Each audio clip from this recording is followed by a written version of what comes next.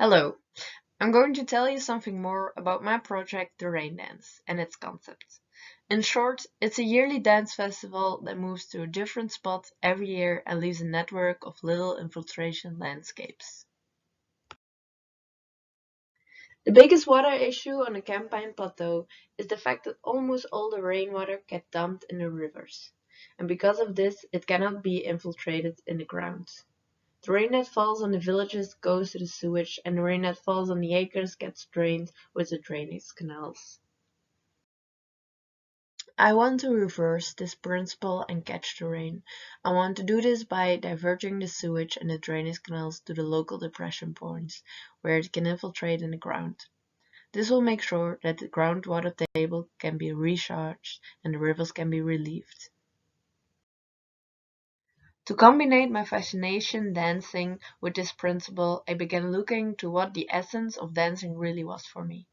Dancing is not only about the dance, but it's about the story you tell and the expression you use, and how you tell this to your audience. So I wanted to tell the story of the water with a dance festival, where the infiltration landscapes are formed as landscape theaters for the dance performers. In these theaters, the water infiltration is always present, and you can not only see but also experience how this happens. The festival annually moves to another spot. These spots are connected with the existing cycle route network, and they leave a new network of infiltration landscapes behind. These spots are chosen based on a couple of conditions. First, it has to be located in a local depression point so the gravity can lead the water there.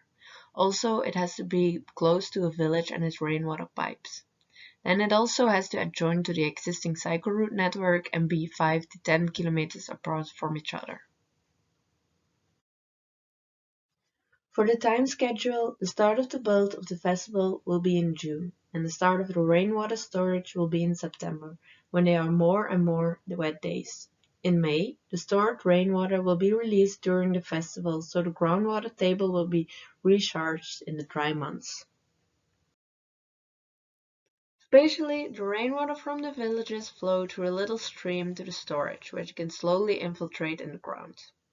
During the festival, the water from the storage can also flow through other little streams to the theaters with a manual sluice, where it can also infiltrate in the ground. No water gets wasted. The storage has two zones. The first zone is the water storage, shaped as a pond. Because of the dense clay ground under the pond, the water will slowly and constantly infiltrate. When there is a heavy storm, the storage will flood and end up in the overflow zone, which is made from sand, where the water can quickly infiltrate. The overflow zone doubles as a camping during and after the festival. When it's flooded after a heavy storm, the camping will be situated in the forest around the centering. The water from the pond can also be used in the toilets and showers. From the pond, there are a couple of little streams leading the water to the theaters, with a manual sluice, which regulates the water amount. On top of these streams is a path for the people to walk on, so you can literally follow the water to the theaters. The theaters can be designed in a lot of different ways. The design is based on the water issues from that landscape and are made with naturally present materials. But the water infiltration is always the center of the design. So the festival has a lot of different elements. For the water, infiltration is the most important, but also water clearing and storage are included in the project. On financial and recreative aspect, the festival is central, but also the bike and hiking routes and the camping can be used after the festival. So how does it work financially? The visitors pay for a raincoat or rain boots as an entrance ticket. This is the icon from the festival and it can easily see who has paid and who not. The money will be used to fund the festival next year, and also the money from the camping can be used during the years. So when the festival is over, the landscape theaters are left behind as land art, and they can be used in all kinds of different recreative ways. for example for photography, or just as a playground for children, or hiking, or just to visit. In this way, you create a network of little land arts that contribute to the water infiltration. They are all connected with a cycle route network, and they are easily accessible for tourists and visitors.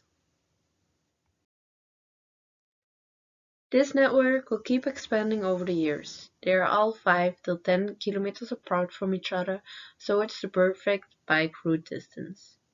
You can choose your own route, and you can visit only the spots that you want. And so the network will keep expanding over the whole Campine Plateau, making sure the rivers will be relieved so there are less floodings and no rainwater gets wasted. As much water as possible will be infiltrated in the ground, and this will make sure the groundwater table will rise again. I think in this way my project, the Rain Dance, can help fix the water issues of the Campine Plateau, while also adding cultural and educative values. Thanks for listening.